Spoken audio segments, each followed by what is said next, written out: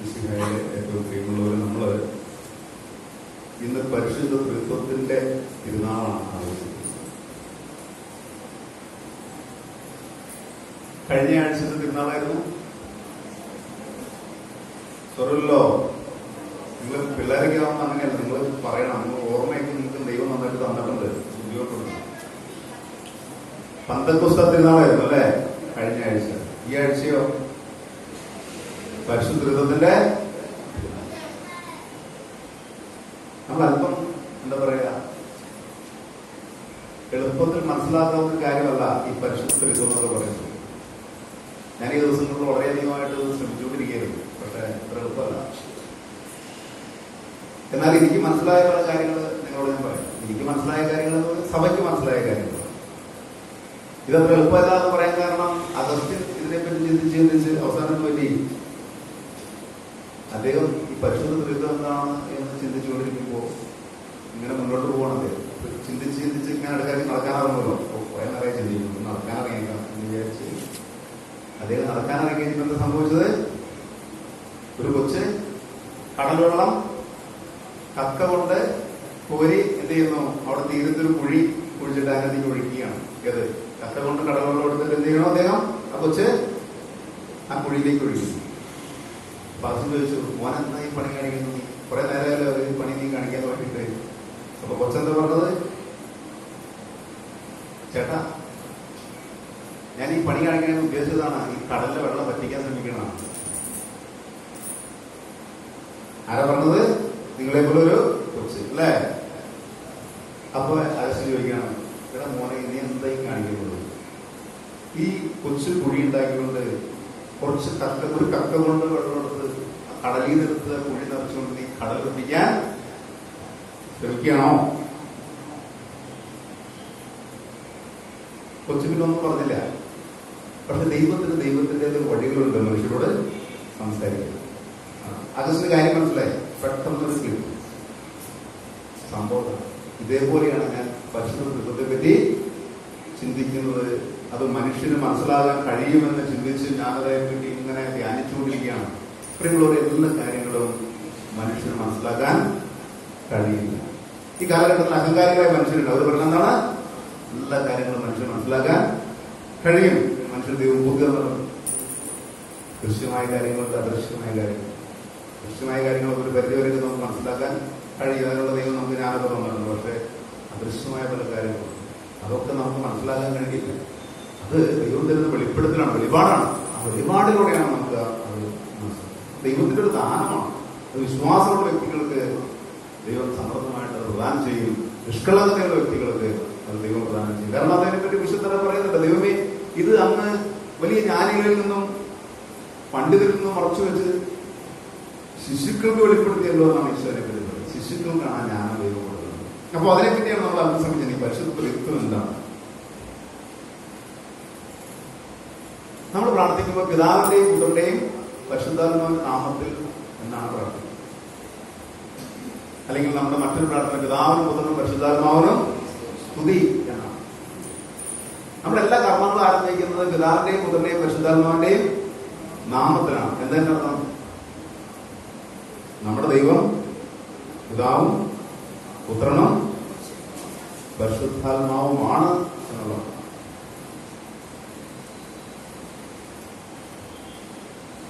ഇത് തിരുവചന അടിസ്ഥാനം ഉള്ളതാണ്. അതുകൊണ്ടാണ് ദൈവം വെളിപ്പെടുത്തിയതാണ്.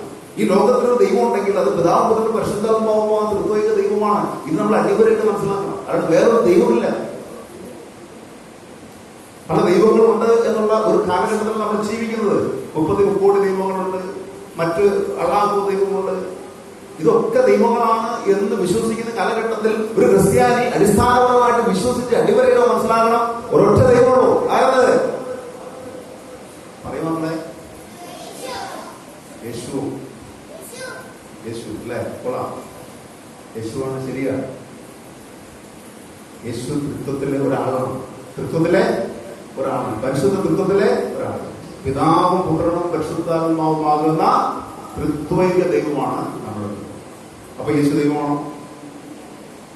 പെട്ടെന്ന് അവിടെ സമയങ്ങളെ കാരണം നമുക്ക് പറയും ഇതൊരു ഡിസ്കഷനാണ്. അച്ഛൻ ഈ പറയുന്ന എന്താ പറയാ പ്രഭാഷണം എന്ന് പറഞ്ഞാൽ ഒരു ഡയലോഗായിട്ട് പോകണം. അതാണ് ഞാൻ ആഗ്രഹിക്കുന്നത്. അപ്പൊ യേശു ദൈവമാണോ?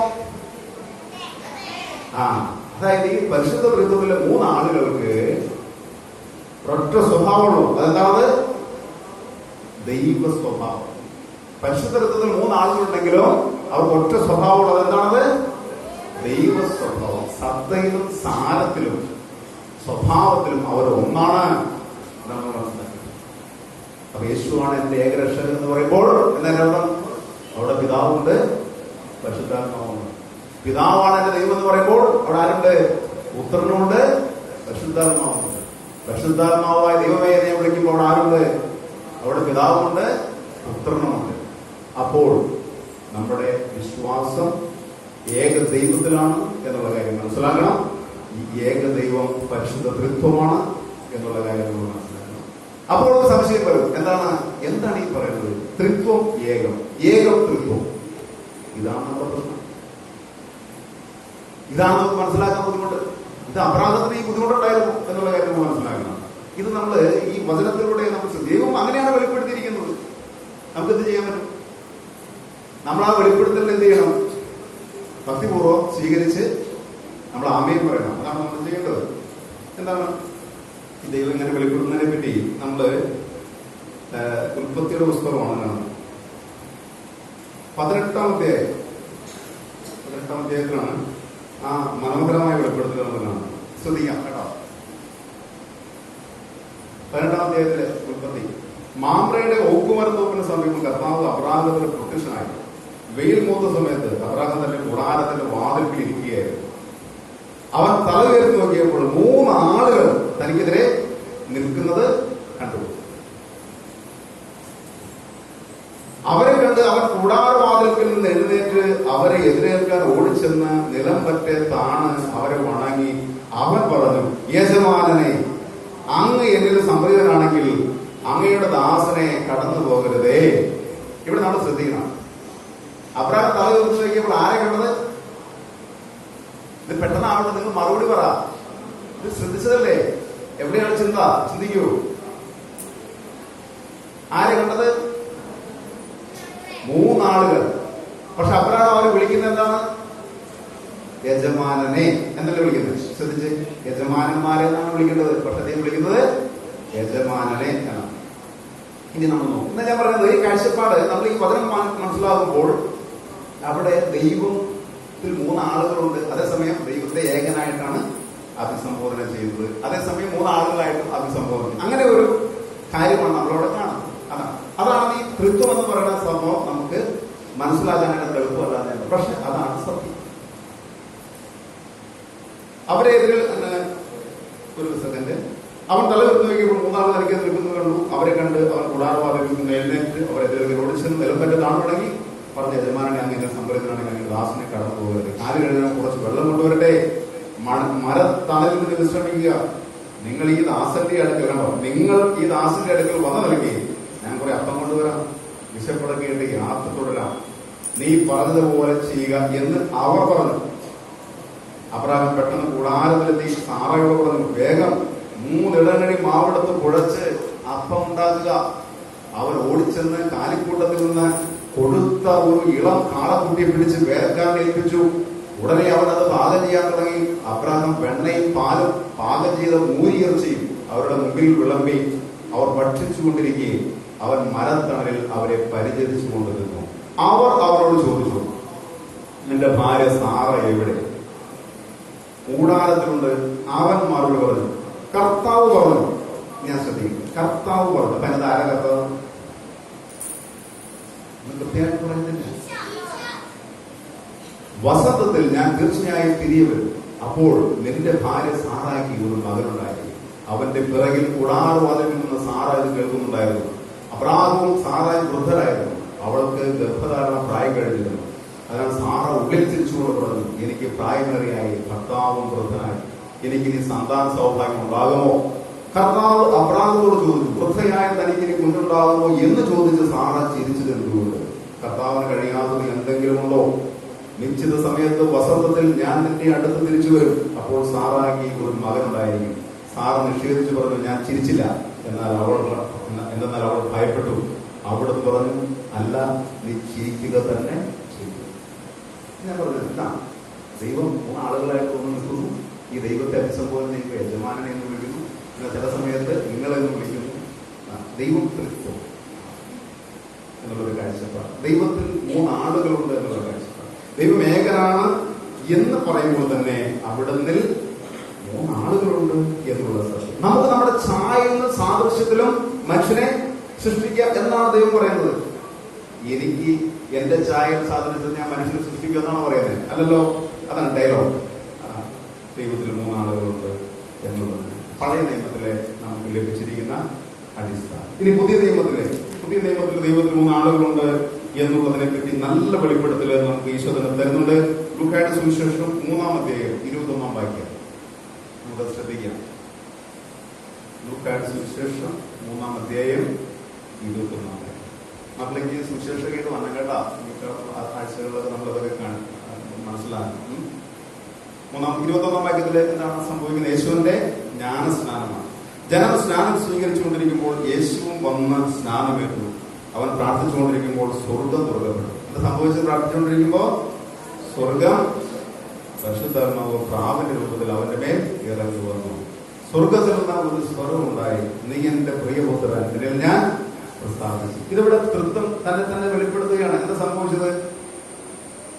സ്വർഗം തുറക്കപ്പെട്ട് പരിശുദ്ധാത്മാവിന്റെ രൂപത്തിൽ വന്നു, പ്രാവിന്റെ രൂപത്തിൽ വന്നു, ഒരു സ്വരമുണ്ടായി, ഈശോയുടെ ഉണ്ട്. അതാണ് പരിശുദ്ധ തൃത്വം.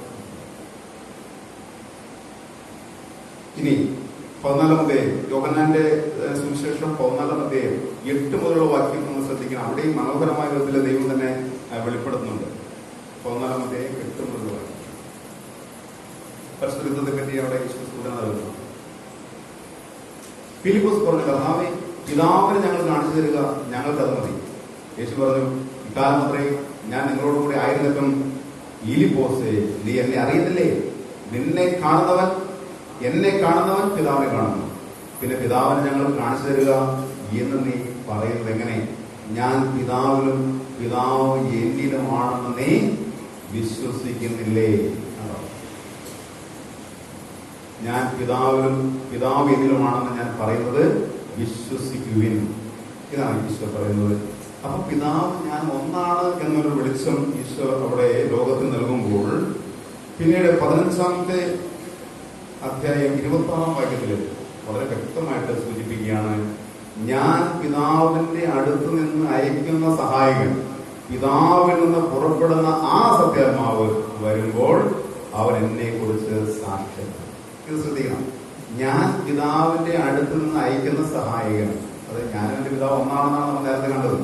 ഈശോ പറയുന്നു, ഞാൻ പിതാവിന്റെ അടുത്ത് നിന്ന് അയക്കുന്ന സ്ഥലം, ഞാനാണ് അവനെ അയക്കുന്നത് എന്ന് പറയുകയും പിതാവിൽ നിന്ന് പുറപ്പെടുന്ന ആ സത്യാത്മാവ്, അപ്പൊ പിതാവിൽ നിന്നാണ് അവൻ പുറപ്പെടുന്നു എന്ന് പറയുകയും ചെയ്യും. അവൻ വരുമ്പോൾ എല്ലാ കാര്യങ്ങളെ കുറിച്ച് അവർക്ക് സാക്ഷ്യം കൊടുക്കും. പരിശുദ്ധത്വം ഇതാണ് നമുക്ക് മനസ്സിലാക്കി. പിതാവും പുത്രനും പരിശുദ്ധാത്മാവുമാകുന്ന ഏകദൈവം. ഈ ഒരു ചിന്ത ആണ് പരിശുദ്ധത്തിന്റെ പുസ്തകത്തിലെ നിങ്ങളോട് ഞാൻ പങ്കുവയ്ക്കുന്നത്. നമ്മുടെ ദൈവം ഏകദൈവമാണ്. അടിസ്ഥാനപരമായ വിശ്വാസത്തിന്റെ വെളിച്ചത്തിലെ ധീരതയോടുകൂടി നമുക്ക് മുന്നോട്ട് പോകാനായിട്ട് സാധിക്കണം. പരിശുദ്ധത്വത്തിന്റെ ഏറ്റവും പ്രധാനപ്പെട്ട ഒരു കാര്യം കൂട്ടായ്മ. നമ്മൾ പരിശുദ്ധത്വത്തെ പറ്റി കൂടുതൽ മനസ്സിലാക്കുക എന്നുള്ളത് നടന്നില്ലെങ്കിലും പരിശുദ്ധത്വത്തിലെ ഈ സ്നേഹത്തിന്റെ കൂട്ടായ്മയെ പറ്റി നമുക്ക് ബോധം ഉണ്ടാകണം. പരിശുദ്ധത്വത്തിലെ കൂട്ടായ്മ സ്വർഗത്തിലെ കാര്യമാണ്. നമുക്കത് മനസ്സിലാക്കാൻ എളുപ്പമല്ല.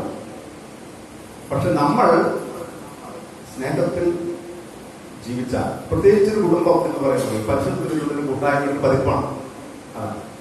അവിടെ പൂർണ്ണമായിട്ടുള്ള പരിശുദ്ധ കൂട്ടായ്മയുടെ അപരിശുദ്ധത്തിന്റെ കൂട്ടായ്മയുടെ ആ ആഴം, സ്നേഹത്തിന്റെ ആഴം അത്ര വലിയ കാര്യമായിട്ട് ഫീൽ ചെയ്യുക, അത്ര തീവ്രമായിട്ട് നമുക്ക് മനസ്സിലായില്ലെങ്കിലും ഏതാണ്ട് നമുക്ക് മനസ്സിലാക്കാനായിട്ട് കുടുംബത്തിലെ കൂട്ടായ്മ നോക്കിയാണ്. അപ്പനും അമ്മയും മക്കളോടങ്ങുന്നതാണ് കുടുംബം. അവിടെ ഈ പരിശുദ്ധ കൂട്ടായ്മയുണ്ട്. അതായത് പരിശുദ്ധ ഋതുത്വത്തിന്റെ കൂട്ടായ്മയുടെ അനുഭവമുണ്ട്. കാരണം സ്നേഹത്തിൽ വസിക്കുന്നതാണ് പരിശുദ്ധ ഋതുവെങ്കിൽ സ്നേഹത്തിൽ മക്കളും മാതാപിതാക്കളും ഒരുമിച്ച് വസിക്കുന്നതാണ് കുടുംബം. അപ്പോൾ ഇത് മനസ്സിലാക്കി മുന്നോട്ട് പോകാനായിട്ട്.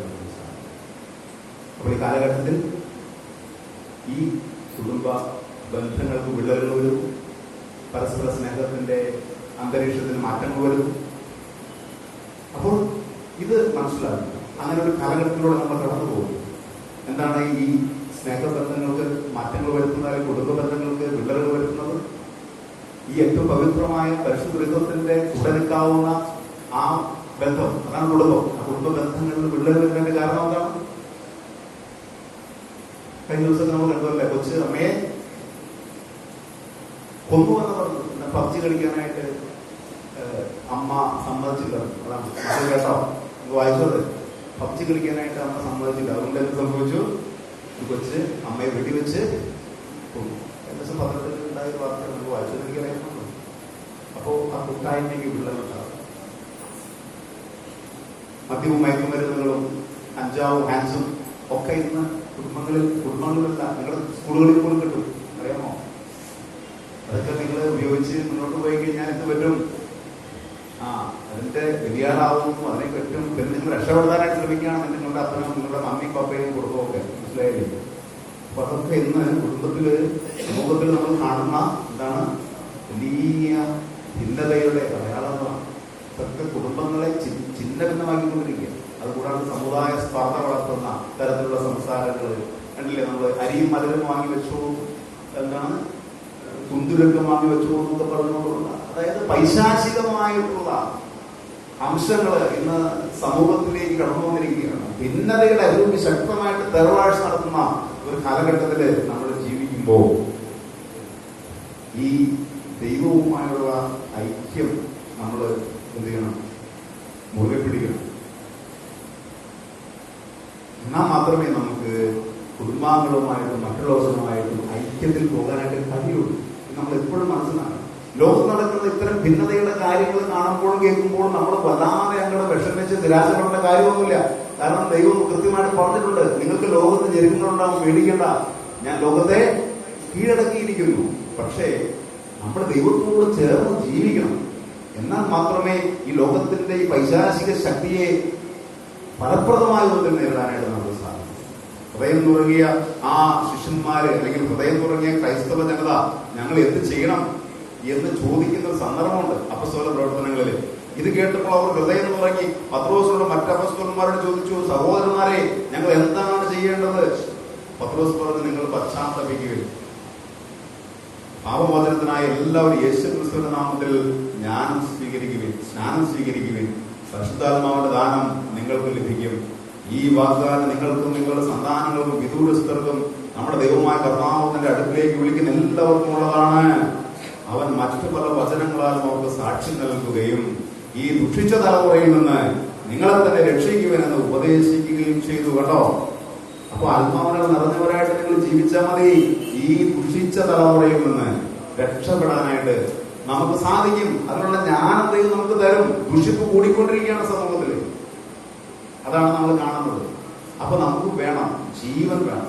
ഈ ദുഷിപ്പ് കൂടുമ്പോൾ നമുക്ക് നഷ്ടപ്പെടുന്ന എന്താണ്? പലപ്പോഴും ഉത്സാഹം നഷ്ടപ്പെടുന്നു, ഉണർവ് നഷ്ടപ്പെടുന്നു, ജീവൻ നഷ്ടപ്പെടുന്നു, വല്ലാതെ ഇരുള് നീങ്ങി വരുന്നതായിട്ട് തോന്നുന്നു, പേടി ഉണ്ടാവുന്നു. ഞങ്ങളുടെ മക്കളെയൊക്കെ ഞങ്ങൾ വളർത്തുന്ന ദൈവമേ, ഈ കാലഘട്ടത്തിൽ ഇതൊക്കെയുള്ള അവസ്ഥകള്. പേടിക്കണ്ട, ദൈവത്തോട് ചേർന്ന് നിൽക്കുക. ദൈവം വഴിതെളിച്ചു തരും. കാരണം ദൈവഭക്തരുടെ കാര്യത്തിൽ ദൈവത്തിന് പ്രത്യേക ശ്രദ്ധയുണ്ട്. അപ്പോൾ അപ്പൊ ഈ നിങ്ങൾ പേടിക്കണ്ട എന്ന്, നിങ്ങൾ പരിശുദ്ധാത്മാവ് നിറഞ്ഞവരായിട്ട് ജീവിക്കണം എന്ന് പറഞ്ഞുകൊണ്ട് പത്രോസ് അവർക്ക് കാര്യമായ നിർദ്ദേശങ്ങൾ കൊടുക്കുകയാണ്. ക്രമേണ ഒരു കമ്മ്യൂണിറ്റി അവിടെ ഉണ്ടാവുകയാണ്. ഇതാണ് ഞാൻ പറയുന്നത്, ഒരു കമ്മ്യൂണിറ്റി അവിടെ ഉണ്ടാവുക, ഒരു സമൂഹം അവിടെ ഉണ്ടാവുക, മറ്റുള്ളവരിൽ വ്യത്യസ്തമായ ദിവ്യകാരുണ്യ സമൂഹം അവിടെ ഉണ്ടാവുകയാണ്. നോക്കുക, ആ സമൂഹത്തിന്റെ പ്രത്യേകത എന്താണ്? അവര് ഏക മനസ്സോടെ താല്പര്യപൂർവ്വം അനുദിനം ദേവാലയത്തിൽ ഒന്നിച്ചു കൂടുകയും ഭവനം തോറും അപ്പം മുറിക്കുകയും ഹൃദയലാളത്യത്തോടും ആഹ്ലാദത്തോടും കൂടെ ഭക്ഷണത്തിൽ പങ്കുചേരുകയും ചെയ്തു. അതോടൊപ്പം തന്നെ ആ കൂട്ടായ്മയുടെ മറ്റൊരു പ്രത്യേകത എന്തായിരുന്നത്? അവർ അപ്പസ്തോലന്മാരുടെ പ്രബോധനം, കൂട്ടായ്മ, അപ്പം മുറിക്കൽ, പ്രാർത്ഥന എന്നിവയിൽ സദാ താല്പര്യപൂർവ്വം പങ്കുചേർന്നു. കണ്ടോ? കൂട്ടായ്മയാണത്. അത് വിശുദ്ധ കൂട്ടായ്മയാണത്. അത് വിശുദ്ധ കുർബാനയുടെ കൂട്ടായ്മയാണത്. ആ കൂട്ടായ്മയോട് ചേർന്ന് നിൽക്കണമെന്നാണ് പറയുന്നത്. പരിശുദ്ധാത്മാവിനാൽ നിറഞ്ഞവരായിട്ട് നമ്മൾ ജീവിക്കണമെന്നാണ് പറയുന്നത്. വിശുദ്ധ വചനങ്ങളാൽ നമ്മൾ പരിപോഷിപ്പിക്കപ്പെടണം എന്നാണ് പറയുന്നത്. പ്രാർത്ഥനയുടെ ഇതുപോലുള്ള കൂട്ടായ്മകളുടെ ഊർജത്തിൽ നിന്ന് ശക്തി സംഭരിക്കണം എന്നാണ് പറയുന്നത്. അപ്പം മുറിക്കലിൽ പങ്കുകൊള്ളണം എന്നാണ് പറയുന്നത്. ഈശോയെ സ്വീകരിക്കണമെന്നാണ് പറയുന്നത്. എന്റെ ശരീരം ഭക്ഷിക്കുകയും രക്തപാനം ചെയ്യുന്നവൻ എന്നിൽ ഇങ്ങനെ അവനിലും വസിക്കും എന്ന ആ ഈശോയുടെ വചനം അക്ഷരാർത്ഥം നമ്മുടെ ജീവിതത്തിൽ സ്വീകരിച്ചുകൊണ്ട് അതിന് നമ്മൾ പ്രാധാന്യം കൊടുക്കണമെന്ന് പറയുന്നത്. അപ്പോൾ ഈ കാലഘട്ടത്തിന്റെ മരണത്തിന്റെ സംസ്കാരത്തെ അതിജീവിക്കാനുള്ള ജീവന്റെ നിറവ് ഉള്ളിന്റെ ഉള്ളിൽ നിന്ന് അനുഭവിച്ചുകൊണ്ട് ഈ ലോകത്തിൽ ക്രിസ്തുവിന് സാക്ഷ്യം വഹിച്ച് ആത്മാഭിമാനത്തോടും അന്തസ്സോടും കൂടെ പേടിക്കാണ്ട് ഈ ലോകത്ത് ജീവിക്കാനായിട്ട് നമുക്ക് കഴിയും. അതാണ് വിശുദ്ധ കുർബാനയുടെ കൂട്ടായ്മ. പ്രിയമുള്ളവരെ, പരിശുദ്ധത്വത്തെ പറ്റി നമ്മൾ ധ്യാനിക്കുമ്പോൾ പരിശുദ്ധത്വം കൂട്ടായ്മയാണ്, സ്നേഹത്തിന്റെ കൂട്ടായ്മ.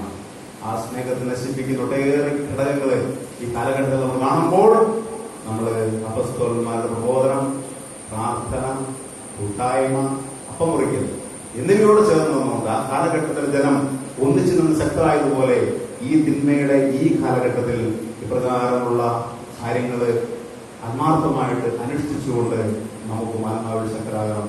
പിതാവിന്റെയും പുത്രന്റെയും പരിശുദ്ധാത്മാവിന്റെയും നാമത്തിൽ